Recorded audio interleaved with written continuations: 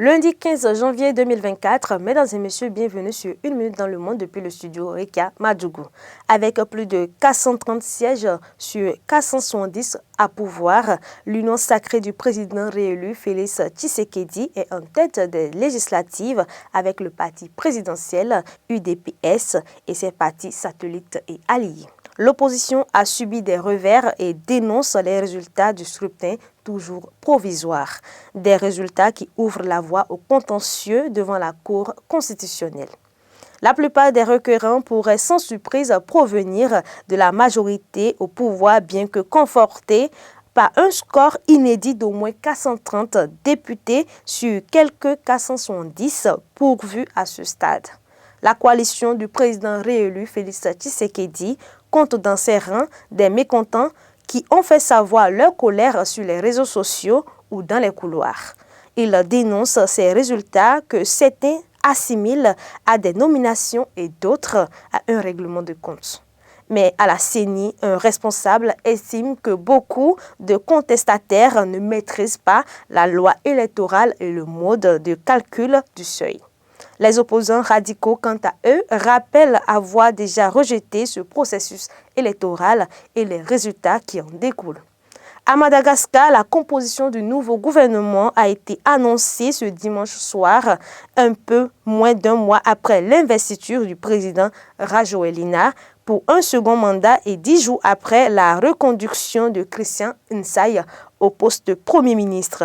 En effet, ils seront au total 27 ministres et 9 secrétaires d'État à travailler pour mettre en œuvre la politique de l'État.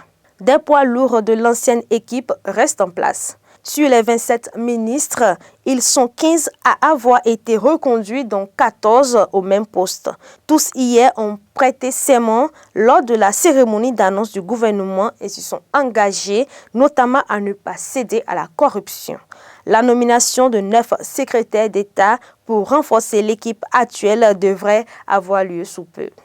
Quelques jours après l'annonce de la fermeture pour une période indéterminée de toutes ces frontières terrestres avec le Rwanda, à cause, selon les autorités, du mauvais voisinage du président rwandais Paul Kagame, Bujumbura a mis en exécution sa menace de refouler les ressortissants rwandais de son sol. Mais pour le moment, il est impossible de chiffrer précisément le nombre de ressortissants rwandais déjà refoulés du sol burundais depuis mercredi, car le gouvernement burundais refuse jusqu'ici de communiquer sur le sujet.